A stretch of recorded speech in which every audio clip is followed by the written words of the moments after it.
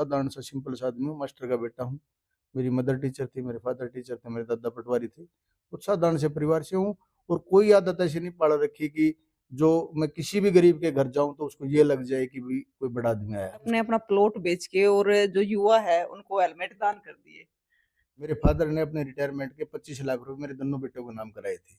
अच्छा। मेरे पिताजी मेरे लिए अनसेफ महसूस करते थे कि पता नहीं इसका क्या होगा, इसकी आदतें ऐसी है, पता नहीं इसका क्या होगा। तो सारे दर्शकों ने प्रियंका को हार की राम राम। और भाई कबीर जी कह के गए हैं कि दान करे तो धन कदे नहीं घटा करता, नदी में तो नीर नहीं घटेगा। तो भाई एक ऐसे इंसान के पास हम पहुंच गए हैं आज कि हम भी सुनकर हैरान है कि रोज 1 लाख रुपए अपनी कमाई में तो दान करना। और पता नहीं कितने बच्चों को गोद ले रखा है। पैसे सब कमावा है लेकिन वो उनको क्या ना नीत गिल्ला बरकत होया करे। हमारे बड़े बुजुर्ग कह के गए हैं कि नीत गिल्ला बरकत होया करे और यह चीज हमने आज देख भी ली है। तो भाई ऐसे इंसान तो आज मिलवाओगे। राम राम सर। राम राम बहन जी, तो राम सर राम। आप अपना खुद बता दो, अपना नाम हमारे दर्शक है। मैं शशिकांत कौशिक हूँ और भगवान का बेटा हूँ, भगवान का अंश हूँ, भगवान का वंश हूँ। तो जो शशिकांत कौशिक है वो एक पवित्र स्थान तय है, चुलकाना धाम तय। आपने नाम खूब सुना होगा क्योंकि बहुत सारे लोगों की आस्था भी है। वो क्या करे ना कि जड़े करे शीश का दान, वो है चुलकाना धाम। ऐसा ही है ना सर? जी, जी मैडम जी। तो सर एक चीज मैं मैं आपसे पूछना चाहूंगी, सर ने जी, तो बहुत लंबी चीजें बता दी मेरे को। जी, लेकिन मतलब देखो, मैंने ये चीज देखी है सर कि पैसा बहुत है सबके पास है, जी, लेकिन दान करने की नीयत सबके पास नहीं है। जी। तो ये ऐसा क्यों होया कि मतलब आपने दान करना शुरू कर दिया, या पहले तो यह चीज है या फिर माता पिता में ते गुण आए? मैडम मैं आपको बताना चाहूँगा, ये गलत सी कोई एडवर्टाइज़मेंट हो रही है। अच्छा।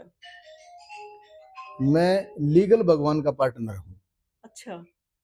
मैं ये अपना 100 रुपया बाँट ही नहीं रहा।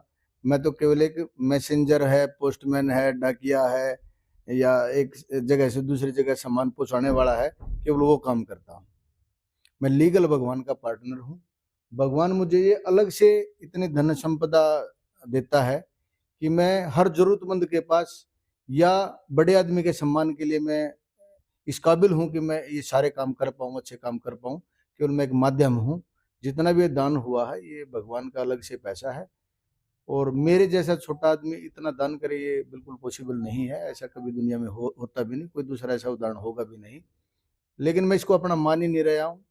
ये तो केवल भगवान अलग से देता है, मैं उसको दान के रूप में दे देता हूँ, नाम मेरा हो जाता है, माल उसका है। इसलिए मैं कुछ ज़्यादा क्रेडिट लेने के इसके मूड में भी नहीं हूँ। लो भाई देख लो, सर का क्या कहना है कि माल उसका है लेकिन मैं बस भेजने का जरिया हूँ। लेकिन सर ये आपने बड़ी गजब की बात कह दी है कि आप सिर्फ जरिया हो। लेकिन सर ये बताइए कि मतलब आप कितना दान करते हो? बहुत करते हो, चलो आप जरिया ही हो, लेकिन कहाँ तक आपने दान किया? नहीं प्रियंका जी, ये तो लंबा विषय हो जाएगा। मैं बेसिकली बिल्डर हूँ। जब मैं प्लान करता हूँ किसी प्रोजेक्ट को तो जितना मैं प्रॉफिट उसमें मैक्सिमम सोचता हूँ, तो भगवान कुदरत मुझे जो है उससे मल्टीप्लाई डबल डबल से भी ज़्यादा देती है।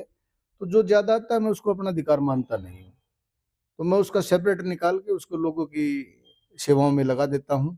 जैसे हमने लगभग 5 साल पहले हमने 2 फूड वैन चालू की थी। जब कोरोना में लोग दाने-दाने को मोहताज हो रहे थे, दुकान तक भी नहीं जा पा रहे थे, पैसे थे लेकिन उसका यूज़ नहीं कर पा रहे थे। तो उस समय हमने 2000 आदमियों की खाने की व्यवस्था करी थी और वो आज तक चालू है और आजीवन चालू रहेगी क्योंकि भगवान ने इतना माल अलग से दे दिया कि मैंने वो एडवांस दे रखा है। वो मेरे यहाँ से जाने के बाद मतलब मेरी मृत्यु के बाद भी बंद नहीं होगी। चलता रहेगा। ऐसा ऐसा प्रावधान करके छोड़ के जाऊँगा। मतलब भाई ये चीज आज सच में देख लिए कि नीति के बरकत होया करे। आपने भी सुनी होगी सर यह चीज तो। जी बिल्कुल। मेरी उम्र लगभग 50 साल हो गई प्रियंका जी। मुझे लगता है 43-44 साल तक जीवन का पता ही नहीं था जीवन होता क्या है। फिर पैसे कमा लो, प्रोग्रेस कर लो, पद ले लो, आगे बढ़ जाओ। मतलब कंपनी ग्रोथ करती थी, ग्रोथ का मतलब है मेरा टर्नओवर हर साल करोड़ों में बढ़ता था, लेकिन कुछ मज़ा नहीं आ रहा था। अब जो मज़ा आ रहा था उसका मज़ा मैं ही जानता हूँ या जो ये काम करेगा वो समझ सकता है। बताने से इसका मज़ा नहीं आता। बिल्कुल। तो सर वो है ना एक अलग ही अनुभव है। अलग ही अनुभव है। मैं कई बार रात को आँख खुल जाती है तो मेरा नाचने को मन करता है। ऐसे कम भाग्यशाली लोग हैं कि बिना बैंड के, बिना म्यूजिक के जिनका नाचने का मन करता है। भगवान ने मेरे को इतना समृद्धवान बनाया है, इतनी अच्छी सोच दी है कि मेरे को जीवन में किसी से शिकायत नहीं है। मैं भगवान को हाजिर नाजिर करके कह रहा हूँ, लगभग 20 सालों से 2005 के बाद मुझे जीवन में किसी से कोई शिकायत नहीं।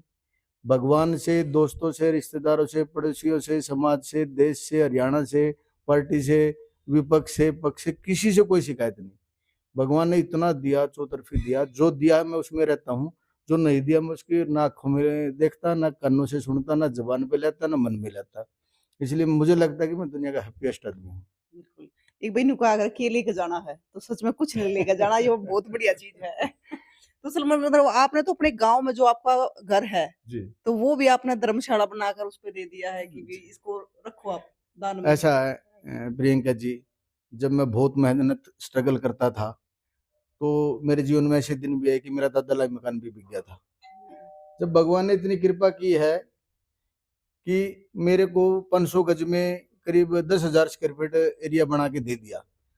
मेरा समाल भी मकान है, सोनपत भी मकान है, बॉम्बे भी है, बताऊंगा तो भद्दा लगेगा, कई जगह और भी है। तो इतना है तो उसका समाज में कंट्रीब्यूशन क्यों ना हो? मैं क्या करूंगा? या बच्चों बच्चों ने वहां रहना नहीं, बच्चों ने अपने एजुकेशन के लिए बाहर निकलना है। तो गाँव का मेरे ऊपर, पड़ोसियों का मेरे ऊपर इतना अधिकार होना चाहिए कि मैंने वो गाँव को और श्याम प्रेमियों के लिए वहाँ 2 रसोइये, स्वीपर, ये सारी सुविधाएँ कर दी। वहाँ रहना, खाना-पीना सब फ्री है और बाकायदा हर कमरे के सामने हमने लिखवा दिया है कि यहाँ किसी भी एम्प्लॉइज़ को पैसा पूछ भी लिया तो शशिकांत का अपमान होगा। बड़े-बड़े अक्षरों में लिखवा रखा है और फ्लेक्स नहीं लगवा रखा है, पेंट से लिखवा रखा है कि फ्लेक्स फट ना जाए। अच्छा। हाँ जी। सर एक बात बताओ, मतलब एक तो नहीं बता दो किस मिट्टी से पैदा हो रहे हो और या फिर मैंने ताई पे पूछनी पड़ेगी कि के खा के पैदा करे थे। ये मैंने आपको बताया था। मैंने जब से होश संभाला है, मैं डेली भगवान से प्रार्थना करता हूँ कि मैं भगवान का अंश हूँ, उनका बेटा हूँ। तो फिज़िकली मैं अपने माँ-बाप का बेटा हूँ, लेकिन मैं सीधा तार जोड़ रहा हूँ। तो इसलिए ये सारी चीज़ें बहुत छोटी हैं, बड़ी नहीं है। ना इसके लिए मेरे अंदर कोई अहंकार, कोई ईगो, मैं कुछ करता हूँ ऐसा कभी भाव आता ही नहीं है। मैं बहुत साधारण सा सिंपल सा आदमी हूँ, मास्टर का बेटा हूँ। मेरी मदर टीचर थी, मेरे फादर टीचर थे, मेरे दादा पटवारी थे। बहुत साधारण से परिवार से हूँ और कोई आदत ऐसी नहीं पाल रखी कि जो मैं किसी भी गरीब के घर जाऊँ तो उसको ये लग जाए कि भाई कोई बड़ा आदमी आया है। उसको लगता है कि मेरा भाई आया है, मेरा परिवार का सदस्य आया है। ऐसा मन, ऐसा स्वभाव, ऐसी आदतें बना रखी है। लेकिन सर आज के टाइम की अगर बात करें ना, देखो हम हरियाणा में घूमते रहे हैं, विजिट करते रहे हैं और बहुत सारे लोग तो मिलते भी रहे हैं, लेकिन ना किसी के पास टाइम है और ना किसी के पास इतना वो है कि किसी के पास बैठो या फिर दान करो। भाई मेरे नहीं पूरे पट रहे आज के टाइम में। प्रियंका जी, इस मामले में बड़ा सेल्फिश हूँ मैं। मैं किसी और के बारे में ऐसा सोचता ही नहीं कि कौन क्या कर रहा है। मैं बेहतर क्या करूँ, मैं इस चक्कर में ही रहता हूँ हर वक़्त। कोई मुझे किसी की बुराई करेगा तो मैं अपने, मान लिया मेरे जूते निकल रहे हैं और कोई कोई बुराई करेगा, मैं अपने जूते छोड़ के भाग सकता हूँ। मैं ऐसी बात सुनता भी नहीं कभी। कौन क्या कर रहा है, कमी कर रहा है, नहीं कर रहा है, इसकी ज़रूरत कहाँ है? हम खुद बेहतर करें, ज़्यादा करें और करें, इस चक्कर में रहता हूँ मैं। और एक चीज और बताई सर आपने, रिश्ते जी। आज के टाइम में तो रिश्ते है ही नहीं। नहीं, आप गलत कह रहे हो। मुझे ऐसा लगता है प्रियंका जी, आप गलत कह रहे हो। मुझे ऐसा लगता है कि जो देश की, दुनिया की जो पहली धरोहर है हमारे लिए, वो सबसे पहले है मेरी हेल्थ। सबके लिए हेल्थ है। यदि आप स्वस्थ ही नहीं हो, तो किसी चीज़ का आपके लिए कोई अर्थ नहीं है। दूसरा, यदि आप स्वस्थ हैं, तो आपको केवल रिलेशन काम आएँगे। आपके पास हज़ारों करोड़ों रुपए हैं और आपके रिश्ते अच्छे नहीं हैं, परिवार अच्छा नहीं है, बीवी-बच्चे, माँ-बाप, चाचे-ताऊ, रिश्तेदार आपके साथ नहीं है, तो उस पैसे का कभी एन्जॉय नहीं आएगा। वो पैसा होगा, बैंक मैनेजर की तरह गिनती करते रहना उसकी, यहाँ रख दिया, ये ले लिया, वो ले लिया, उसको एन्जॉय नहीं कर पाओगे। तो मुझे ऐसा लगता है कि धन से पहले जो प्राथमिकता जीवन में रहनी चाहिए, वो रिलेशंस की रहनी चाहिए। और बड़ी मज़ेदार बात बताता हूँ आपको, मैंने 20 साल पहले सारे 7 पीढ़ियों के रिश्तेदार अपने चाचा-ताऊ इकट्ठे करके नोट करे थे। अच्छा। मेरा एक भी रिश्ता 7 पीढ़ी तक कमज़ोर नहीं है। सारे ऐसे रिश्ते जैसे ताज़े होते हैं, बिल्कुल वही सगे वाले जो होते हैं, ब्लड के जो होते हैं, ऐसे 7 पीढ़ियों के रिश्ते सँभाल के रख रखे हैं। ये धरोहर है। जब मेरे पे विपरीत समय आता है, तो सारे रिश्तेदार जानकार बिल्कुल आके सर, खड़े हो ये जाते हमारी हैं धरोहर है। और इसलिए कोई सच्चाई, तो इसलिए कभी कोई बुरा समय आता ही नहीं। क्योंकि सर आज के टाइम की अगर बात करें ना, मतलब टाइम इतना वो है कि लोग फ़ोन पे तो पता चला है कि ऑनलाइन है, ठीक-ठाक है, लेकिन मिलने का टाइम किसी के पास नहीं है। मैंने आपको अंदर अपना विजुअलाइज़ बोर्ड दिखाया था। बिल्कुल सर। हम वीक में 1 दिन रिलेशंस के लिए निकालते हैं। मतलब एवरेज में 15%। 15% से मैं अपने जीवन का, उसमें कुछ नहीं चाहिए। रिश्ते बेहतर हों, पुराने साथियों को जिज्जे को, साले को, पड़ोसी को, गाँव को, गुआंढ को, वो बेवजह जाते हैं उनके पास। जो ज़रूरतमंद है कोशिश करते हैं उनकी ज़रूरतें पूरी हों, नहीं तो चाय पीने, गप्पे मारने भी जाते हैं। पता सर मतलब आपकी बातें सुन के है ना मैं कई बार बहुत सारे मतलब 80 साल के दादा, 100 साल के दादा इनसे मिलती रहूँ हूँ। जी। उनसे बैठ के बातचीत करे तो वे बताया करते कि पहले भाईचारा बहुत अच्छा होया करता और पैसे के पीछे नहीं भागया करते, रिश्ते के पीछे भागया करते। तो वो चीज़ मुझे नज़र आई। मैडम मैं आपको बताऊँगा, मेरे 100 से ज़्यादा ऐसे साथी हैं जो हज़ारों करोड़ों के एम्पायर खेल रहे हैं, हज़ारों करोड़ों में हैं। और मैक्सिमम साथी हमारे जो है वो रिलेशंस के लिए समय निकालते हैं। गंदगी ज़्यादा फैलती है, बुराई ज़्यादा चलती है, लोगों को मज़ा आता है बुराई करने में, बुराई सुनने में, बुराई देखने में। इसीलिए कुछ रिश्ते जो खराब होते हैं लोगों के तो वो ज़्यादा एडवर्टाइज़मेंट हो जाती है। नहीं तो बहुत लोग अच्छे हैं, बहुत सारे रिश्तों को सँभालने वाले साथी हैं हमारे। मैं बता रहा हूँ भई मैं सँभाल रहा हूँ तो मेरे रिश्तेदार भी मुझे सँभाल रहे हैं। मैं कोई अनोखा आदमी नहीं हूँ, आप जैसा ही हूँ, सबके जैसा ही हूँ, कोई एक्स्ट्राऑर्डिनरी तो मैं हूँ नहीं। सब लोग सँभालते हैं, सबको सँभालना चाहिए। और जैसे अभी ये उदाहरण है, वही 32 साल पहले मैं ये हमारे कॉलेज में प्रेज़िडेंट होते थे, अच्छा। जो के शर्मा जी हैं, ये पानीपत में प्रेज़िडेंट होते थे, बड़े लठायत मज़बूत पंडित होया करते थे। इन्हें दादा के नाम पे ही बोल्या करते थे, के नाम से कम जानता था, तो उसी वाला दादा है कह रहे। अच्छा, तो अच्छा। उस समय से मतलब जब हमने अपना करियर शुरू करा तो उन्होंने मुझे बहुत मदद करी, पैसे से भी मदद करी, सिफ़ारिश से भी मदद करी। तो ऐसे-ऐसे साथी ऐसे एसेट ही हमारे लिए। कोई पैसे में तो मैं इनको कुछ दे ही नहीं सकता जीवन में, सम्मान दे सकता हूँ बस। इन्होंने इतने दिया कि मैं मतलब अपना गुर्दा किडनी भी इनके लिए दे दूँ तो भी कम है। बिल्कुल। तो इनकी बदौलत हम देखो तो सर कुछ ऐसे। मतलब आप उस चीज़ को आपको याद है कि उस तो माड़े टाइम पे जब कोई काम आया करे ना तो वो पूरी उम्र याद रखा है लेकिन आज का टाइम है 2 मिनट में भूल जाए हैं। मैं आपको आज समय कम है परिस्थितियों के हिसाब से, दोबारा मेरा निमंत्रण ले लो। मैं किसी की मदद लेता हूँ, थोड़ी भी, तो मिनिमम 100 जगह बोलता हूँ। और जो थैंकफुल में रहता है, जो थैंकफुल स्वभाव में रहता है, कुदरत उसको कितना देती है आप सोच नहीं सकते। बिल्कुल सही। सारी दुनिया पैसे के पीछे भाग रही है। हम प्रोजेक्ट डिज़ाइन करते हैं तो पैसा हमारे पीछे आता है, हम पैसे के पीछे नहीं भागते। ऑटो मोड में कुदरत इतना देती है, लेने वाला चाहिए, आदतें होनी चाहिए। रिच आदतें आपको अमीर बनाती है, पीछे के पीछे भागने से पैसा नहीं आता कभी। हमने लाइब्रेरी बना रखी है, मैंने पहले 500 बच्चे गोद लिए थे, 1000 बच्चे मैं अनाउंस कर चुका हूँ, अब संभाल खजाना मेरे बाद में जाना, आपको मज़ा आएगा देख के। हम एक आदत सिखाने के ₹500 देते हैं। मेरे पास 100 से ज़्यादा मुस्कुराने की और अमीर बनने की आदतें हैं। गरीब बच्चा मतलब पैसे दे के पढ़ता है, हम पढ़ाई के पैसे देते हैं, सीखने के पैसे देते हैं। मैं एक बच्चा हमारी लाइब्रेरी में ₹50,000 कमा सकता है, 10वीं किया हुआ, 12वीं किया हुआ बच्चा। और जिस दिन उसको सो आदतें आ गई, वो बम हो जाएगा, वो करोड़पति हो जाएगा विदिन 2-3 ईयर। ज़रूर विज़िट करेंगे सर ऐसे स्थान हाँ, पे। देख के आना आप। अच्छा सर एक 2 तारीख का महाकुंभ जी, संतों का, जी। उसके बारे में थोड़ा बताओ? मेरा संत समाज में देश के को आगे बढ़ाने में, सनातन को बचाने में, हमारी संस्कृति को आगे बढ़ाने में, हमारे संस्कार को सुरक्षित रखने में संत महात्माओं ने बहुत योगदान दिया है। और जैसे मैंने बताया मैं लीगल भगवान का पार्टनर हूँ, तो भगवान ने कुछ ऐसा इंस्ट्रक्शन दी मुझे कि एक ऐसा सम्मेलन किया जाए जो अनोखा हो, लोगों को देखने को ना मिले।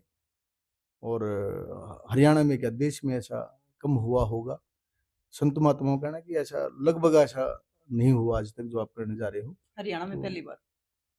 हाँ, नहीं हुआ तो है, अभी मुख्यमंत्री जी ने कराया था, सीएम हरियाणा ने कराया था। तो लेकिन बहुत अच्छा संत समारोह करेंगे, संतों का सम्मान करेंगे, उनका आशीर्वाद लेंगे, इसके अलावा और कोई मकसद नहीं है। तो सर कितने एक संत आने वाले हैं करीब-करीब? लगभग 100 सवा 100 संत आएँगे, सरकार के कुछ लोग आएँगे और हम सेवादार होंगे, सेवा करेंगे। तो वही 2 तारीख को 2 दिसंबर को सर? 2 दिसंबर को। अच्छा सर ये बताओ बहुत सारी बातें हुई, आपसे फिर भी मिलना पड़ेगा हमें क्योंकि सारी बातें तो अभी कंप्लीट नहीं होगी। जी, तो जो आज की युवा है, जी, क्योंकि आपकी बातें बहुत अच्छी लगी मेरे को भी, हमारे दर्शकों को भी पसंद आएगी, जी। तो आप उनको क्या कहना चाहोगे? मैं दर्शकों को केवल ये कहना चाहूँगा, बच्चों को ये कहना चाहूँगा कि आपकी आदत, आपका स्वभाव ही बताएगा कि आप कहाँ जाओगे। क्योंकि मुझे लगता नहीं है बहुत पढ़ने लिखने वाले बच्चे जो है करोड़पति, अरबपति बनते हैं। जो तीसरे नंबर के बच्चे होते हैं वो बहुत सारे अंबानी है, अडानी है, इस टाइप के हज़ारों-हज़ारों नाम हैं।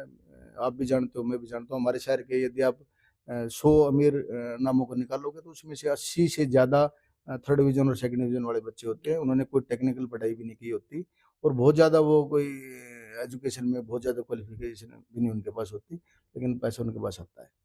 सारी अमीरियत की आदत सीख लो, स्वभाव को खुला कर लो, सबको माफ़ करने का स्वभाव बना लो। कोई कितना भी बुरा करे उसी सेकंड में उसको माफ़ कर दो, तो पैसा आपके पीछे आएगा, सफलता आपके पीछे आएगी, खुशियाँ आपके पीछे आएगी, आपको उनके पीछे भागने की ज़रूरत नहीं पड़ेगी। बिल्कुल। तो सर एक चीज़ और मैंने आपके बारे में सुनी है जी बताइए। कि आपने अपना प्लॉट बेच के और जो युवा है उनको हेलमेट दान कर दिए। प्रियंका जी मेरे पास कुदरत ने इतने प्लॉट दिए हैं कि मेरी इच्छा थी कि इनमें 10% भी रहें तो मोर देन सफिशिएंट है। तो जब मेरे पास नगद पैसा नहीं होता है कुछ अच्छा करने के लिए, तो मैं अपनी प्रॉपर्टी बेच देता हूँ, लेकिन अच्छा करने से नहीं मानता, अच्छा ज़रूर करता हूँ। लेकिन सर ये हुआ कैसे? मज़ा आ रहा है जीवन का। ये मैं बता रहा हूँ, ये तो आप किताबों में पढ़ते रहो भई तैरने के लिए हाथ हिलाना पड़ेगा, फिर पैर हिलाने पड़ेंगे, हाथ को ऐसे करना पड़ेगा, पैर को ऐसे करने पड़ेंगे। आप सारी उम्र पढ़ते रहो, जब तक आप तालाब में घुसोगे नहीं, आपको तैरना आ नहीं सकता।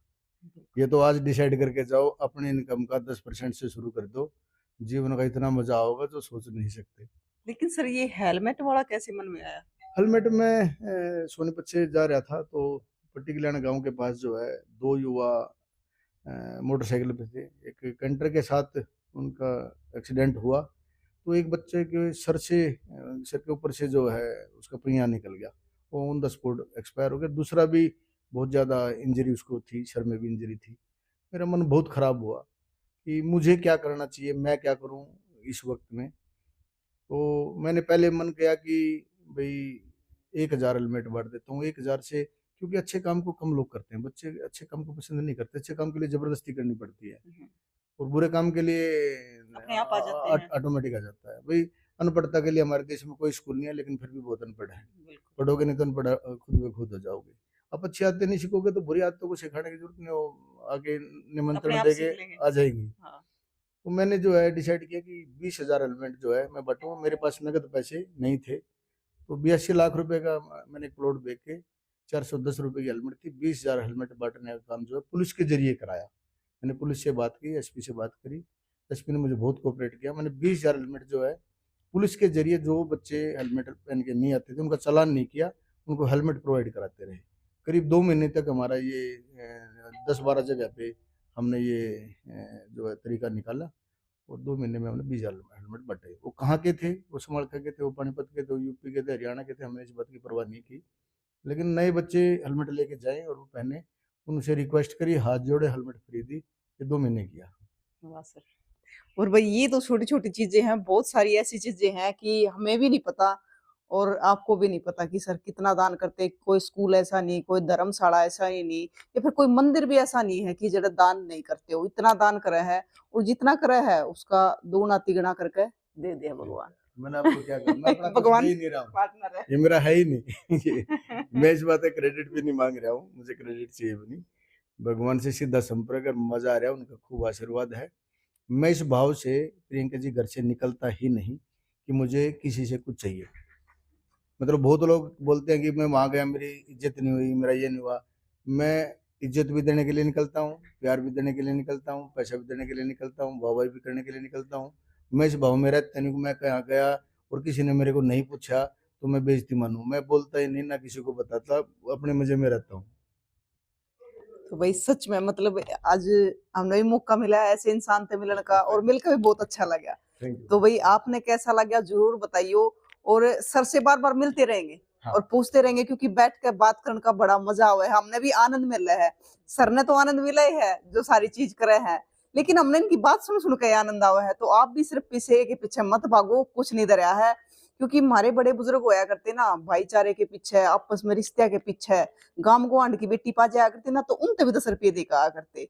तो बड़ा रिश्ता का आदर करया करते। तो वह चीज़ सर के अंदर मैंने आज देखने मिली है मैंने कि करीब 7 पीढ़ियों तई के जो अपने रिश्तेदार है ना वे इकट्ठे कर लिए। मैंने प्रियंका जी करीब 200 बेटियाँ गोद ले रखी हैं। अच्छा। और लगभग सी शेड्यूल कास्ट बैकवर्ड क्लास जिनके पेरेंट्स जो है 1000-1500 लाइब्रेरी की फीस नहीं दे सकते, ऐसी करीब 200 बच्चियों को और 300 साढ़े 300 बच्चों को हमने गोद ले रखा है। और एक मजेदार बात बताता हूँ, अपनी तारीफ करूँ? हाँ, बिल्कुल करो करो। सर। जिस दिन मेरी टिकट कटी, तो टिकट कटने के बाद लोग जब किसी भी काम के लिए एफर्ट्स करते हैं, हम अपना तन मन धन न्यौछावर करते हैं, मेहनत करते हैं, उसका रिजल्ट नहीं आता तो लोगों को बुरा लगता है बिल्कुल लगता है और सर। रोते भी हैं। जब मेरी टिकट कटी, मैंने तीसरे दिन में संभाल के गया। मेरे फादर ने अपने रिटायरमेंट के 25 लाख रुपए मेरे दोनों बेटों को नाम कराए थे। अच्छा, मेरे पिताजी मेरे लिए अनसेफ महसूस करते थे कि पता नहीं इसका क्या होगा, इसकी आदतें ऐसी है, पता नहीं इसका क्या होगा। तो उसने अपने रिटायरमेंट का 25 लाख रुपए मेरे बच्चों के नाम कराया था। जब टीवी में पता चला कि टिकट कट गई है, तो मेरे बच्चों ने मेरे को कहा कि पापा एक बात हमारी मान लो। मैं बताओ भाई? बोले दादाजी ने हमारे ना 25 लाख रुपए करा रखे हैं, कल आप संभल कर जाओगे तो ये 25 लाख रुपए दे के आओ। मैं अगले दिन वो एफडी तुड़वा के वही पैसे, पैसे तो और भी हो सकता है, लेकिन बच्चों को सिखाने के लिए, बताने के लिए वो 25 लाख रुपए अगले दिन एफडी तुड़वा के और शिमडे में बांट के आया। मतलब टिकट कटने के बाद जो मुझे खुशी मिली, और भगवान ने कुछ और ज्यादा और बेहतर करना है, या बीमारी मेरी कट गई, बिल्कुल। तो इस भाव से मैं जीवन जीता हूँ। वो क्या करें सर कि जिंदगी में जो है वो अच्छे खतर होया करे। हाँ, मुझे ऐसा कभी लगता नहीं कि कुछ कमी है या कोई कमी हो सकती है। हमें अपने निजी स्वार्थ में कई बार ऐसा लगता है कि पता नहीं गड़बड़ होगी, लेकिन मैंने इसको बड़ा एंजॉय किया। कुछ गड़बड़ नहीं हुई थी। कुछ गड़बड़ नहीं हुई है। ऐसे समय मिलता ही नहीं था। बिल्कुल। यदि आप पहले आते, यदि आप 2 महीने पहले आते, तो किसी रिश्तेदार साथियों के साथ बैठना है तो 10 मिनट से ज़्यादा रिक्वेस्ट करनी पड़ती थी कि भाई मुझे माफ़ी देना, मुझे ये करना, मुझे वो करना। अब सब रिश्तेदारों के लिए, दोस्तों के लिए, परिवार के लिए खूब समय, मज़ा आ गया। आनंद। हाँ, आनंद। और जिंदगी में मैंने कहूँ आनंद सबसे जरूरी है। आनंद से बड़ी कोई चीज है ही नहीं, क्योंकि पीस आनंद नहीं दे सकता। जी। मन की शांति ही आनंद देश का है। तो भाई सर की बात सुनकर आपने किसा लग गया, और मैं तुमको थोड़ा थोड़ा आप भी अपने जीवन में ये चीजें डालो, बहुत जरूरी है। राम राम सर। राम राम जी। तो सर आप भी बताओ अपना नाम। मैं पंडित के शर्मा, मेरा बर्थ जो है शिवा पानीपत से है। मैं गाजियाबाद में 40 साल से रहता हूँ। शशिकांत जी से मेरे पिछले 32 साल से बहुत फैमिलियर रिलेशन रहा है और हम लोग साथ साथ थे, बचपन से हम लोग साथ रहे हैं। मैं गाजियाबाद शिफ्ट हो गया। हमारे शशिकांत जी इस देश के जाने माने बिल्डर भी रहे हैं, बिल्डर हैं भी।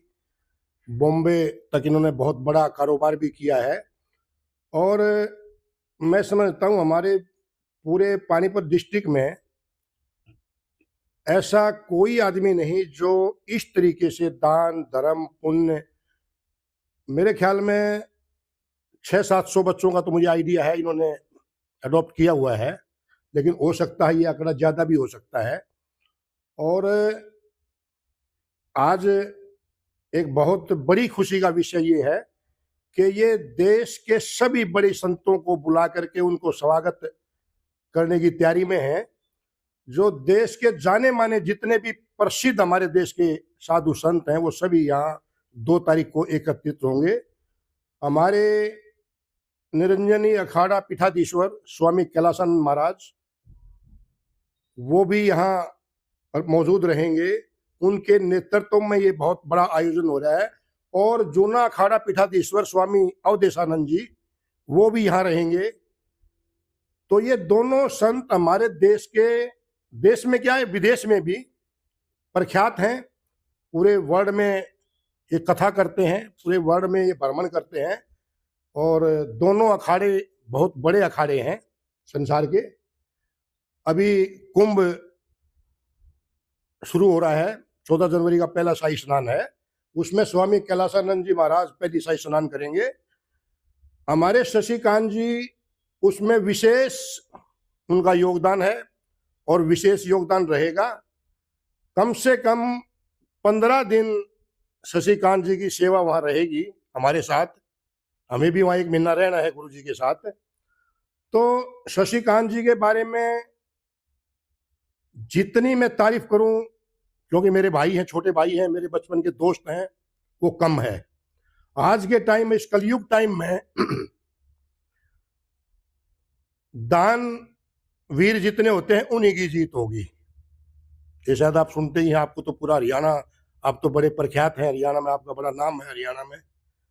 तो आज इस कलयुग के टाइम में आदमी जो 10 रुपए किसी को दान देने में उनका दिल दुखता है, वहीं ये छोटा भाई हमारा मिनिमम 1 लाख रुपए पर डे ये दान करते हैं। मैं इस काम के लिए इनको बधाई भी देता हूँ, शुभकामनाएं भी देता हूँ, और ऑलवेज मैं इनको जितना प्रोत्साहित कर सकता हूँ मैं करता रहूँगा, और मेरी शुभकामनाएं इनके साथ हैं। और आपको भी आपका चैनल और आगे बढ़े, देश विदेश में आपका नाम हो, ये भी मैं आपको इस काम के लिए भी बधाई देता हूँ और एडवांस में शुभकामनाएं भी देता हूँ। धन्यवाद सर। तो भाई बहुत सारी बातें सुनी है सर, आप और कुछ कहना चाहोगे? बस मैं तो यही प्रमोद जी का हमारे एक छोटे भाई है प्रमोद यादव जी, नेपाल से हैं, सांसद हैं कांग्रेस जी। पार्टी के, और हमारा इनसे बहुत दिल का रिश्ता है। मैं शशिकांत जी को 2 तारीख का जो प्रोग्राम है, इनको एडवांस में बधाई भी देता हूँ, शुभकामनाएं भी देता हूँ, और ऐसे ये काम करते रहें, ये भी मेरी एक इच्छा रहेगी कि साल मेरे ख्याल में एक प्रोग्राम तो ये संतों का करता ही रहे। तो ज़्यादा कुछ कहना नहीं है, आपका धन्यवाद।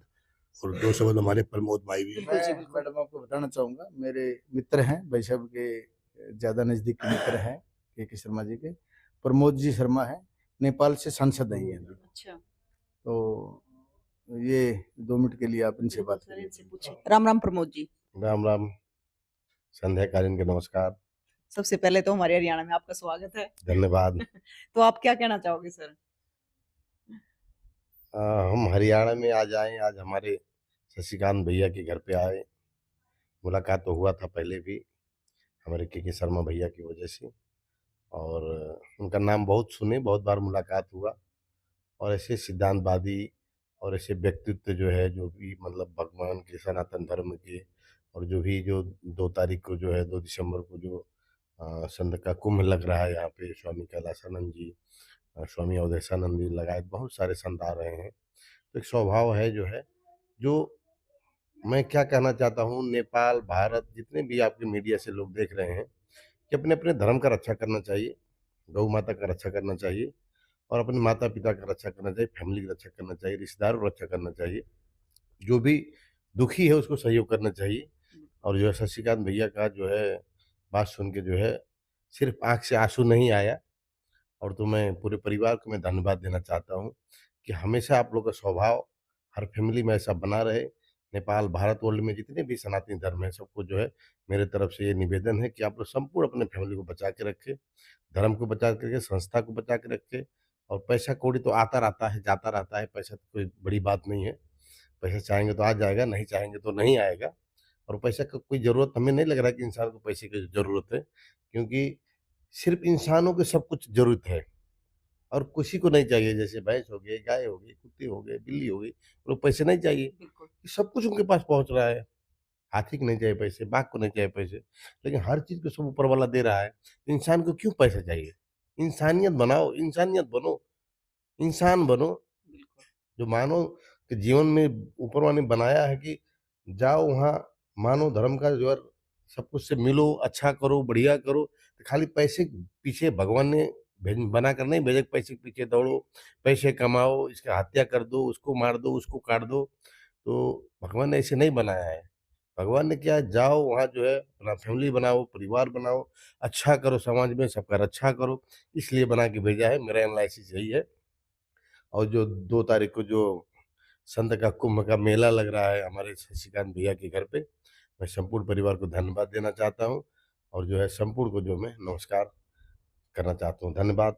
जय नेपाल, जय हिंद।